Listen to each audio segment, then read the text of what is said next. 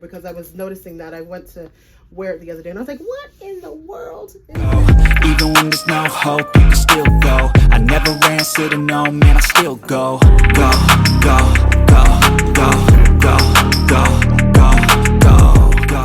Hello, my darlings, it's Dion Dean. Welcome back to another video. So in the wake of another Chanel price hike, today we're going to talk about my Chanel, my Chanel dupe, the Kurt Geiger Kensington XX shoulder bag. I believe the Drench comes in this size as well, and there's another one that comes in this size, but I want to talk about it because there are two types of bags that I see when I'm in the marketplace. In terms of, you guys know, I'm a former fashion merchandising and retailing professor. And so when I mean marketplace, meaning when I'm in and out these stores, when I'm seeing what's on the internet and on the interwebs. And so with Kurt Geiger, there are a few different types of bags that I've seen throughout Dillard's and Nordstrom online. They have a tweed, they have leather, they have metallics, they have some sequin, and so I mainly stick to two types. I have, and the denim, it's still on my list, guys, pray for me. But I stick to two types, but actually there's one that I prefer. So it's a little light up here because we're going to do kind of like a comparison. So the first bag that I want to talk about, and I actually had this one. If you're joining me from the Kurt Geiger reviews that I've done in the past, then you know that I had the rainbow, the regular rainbow leather, and I enjoyed that bag, but I wasn't wearing it as much. And there's a reason why I wasn't wearing it as much, is because it was less durable, I find, than the metallic bag. Okay, so we're going to talk about the metallic bag. I've had people ask me about the wear of this bag, and I feel like people have talked about it peeling, I think. I have not had that happen, and you guys know I am rough with my bags. I live in South Florida, and so listen, humidity, rain, sleet, no, I'm kidding. Humidity in itself will tear up a bag, but I've worn this a number of times and I have received no peeling. When it's up on my shelf, I do keep it fluffed with with one of my larger scarves, and that's because I want it to keep shape. That's one thing that I will say about the Kurt Geiger bags, is that you do have to shape them.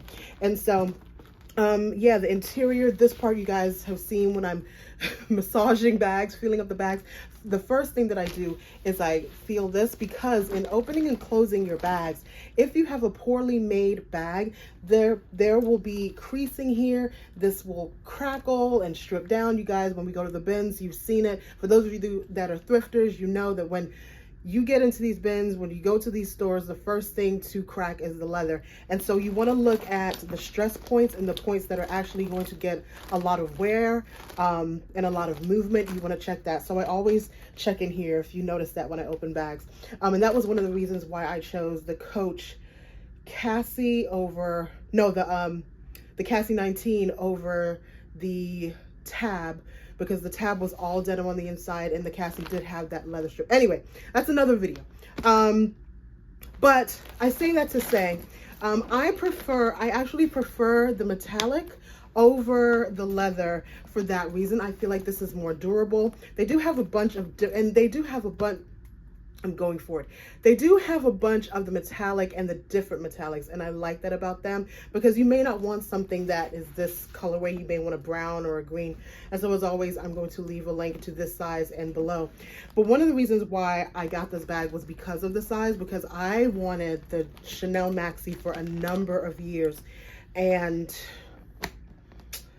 yeah, I don't see myself doing that. But another reason why I like this bag as well over some of the other bags that are this size in the marketplace, because you can find bags of this size from Michael Kors. I want to say Kate Spade has, and there are a lot of brands that have this flap bag, and that's what Chanel is known for, right? The flap. But one of the reasons why I love this as well is because another point of the stress point is when you're going in and out of the bag, in terms of the straps, when you're changing the length of the straps, you want to make sure that you have something that has metal around here, and it's not just the leather, right? Or it's not just a thick piece of leather, because what will happen is you will get a lot of damage in those spaces. So I prefer the metallic. Again, I've had this what, 3 years at this point, and there is no peeling. There's no, let me see, has the eagle lost any any stones? No. Now, in juxtaposition, I have to be honest, okay? I don't wear the leather one as much because I feel like it's a little more gentle than the metallic. Let me show you what I'm talking about really quickly. So my more delicate bags, I keep them in their dust bag. My Dior bag, my Bottega bag, the ones that are really a softer leather, I keep my Saffiano bag in a dust bag because they're kind of together and I don't want them rubbing. And I have a blue one, I have a pink one and a red one, and I don't want any color transfer. So that's another reason why I keep my bags in dust bags.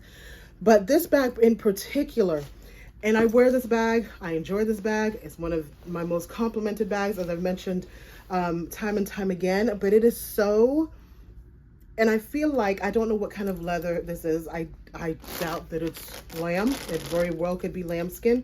But one of the things about this bag is that it's so gentle, and I'm scared that if I do just have it without the dust bag, that it will get worn and then it will peel.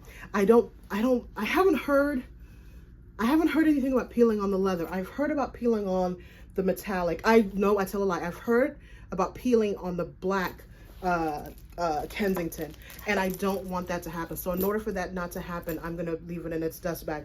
But that being said, another thing that I found with the leather is that, do you see this? This is all my doing again from after I wear it, putting it in the dust bag and shoving it up here. And so I'm gonna have to find another way to store it. And again, this is why I stuff the bag with my scarves, because you see, another reason why it's done this is because it's not sitting stuffed. So I just find this bag to be a little more delicate. Not a bad thing because I take care of my bags. Do I have another pair? You know I got something in here. I always have something in here when I show you these bags. But as you can see, the interior is fine. I want to say, I don't know, I think this is a different leather than the leather that's on the outside. This is quilted on the outside, a la Chanel, right? Because that's who they're trying to emulate. I wish that they would have used this leather on the outside, but I understand what they were doing with the quilting and giving it that Chanel-esque vibe. So what I'm going to do is I'm actually going to find something, I'm going to get one of my scarves and fluff it up. Because I did not do that, that is why I'm having the issue here. You can kind of, I don't know if you guys can see, it's just kind of giving way. And it's not the bag's fault. It really is not. It's just, you have to take care of your bags, and the best way to do that is through a bag shaper. We all, the speedy bags, there's some other bags that just lose their shape if you don't shape them. Even my Saffiano bags, like, I really have to shape them before I wear them because they will cave in like this. So anyway, just a quick video because I know that in the in the space and time that we're in with Chanel, I think this is a great dupe. To be fair, I think if you're not name conscious or brand conscious in that way, and you just love the shape of the bag, as I do, I wanted the Chanel Maxi so bad and the Chanel Jumbo, but they actually are very, very heavy. And I would probably, at $12,000, I don't even know if I'd wear it anywhere, because when I talk about delicate, if I get one, listen, if Maverick put one tooth, if Riley's juice pack or crayon or whatever she's doing waste on the inside of that, trouble. So yes, I am going to take this down and give it some love. I'm going to put a scarf in here, fatten it up, and then put it back up there, because I was noticing that I went to wear it the other day and I was like, what in the world is that? Anyway, quick video. I appreciate you guys. I'm going to leave a link to some drench bags and some XXLs that I find on the interwebs. I will put the ones that are on sale at the top. They definitely have some smaller ones of these on sale. And I feel like some other colorways. This one, and I don't even think they do the rainbow one anymore. This one I've never seen it on sale, because I have people ask me all the time, and I like to go back to my old videos and update the links, and I've never seen it on sale. But this one I got on sale at Dillard's. Keep me honest, guys. Dillard's. I think it was Dillard's. But I will go through and scour some out for you guys. Again, I love this bag. You just have to make sure that you're delicate with it. And some of you may say, I don't want to be delicate with my bags. I just want to wear my bags. I get it. But if you live in a harsh climate like I do, where we have a lot of humidity and you just get caught in a rainstorm one good time, you know what I mean? Like, we just got to do a little bit extra to take care of the things that we love and enjoy. All right, my darlings, have a wonderful day, and I will see you very soon. Mwah. Bye. Go,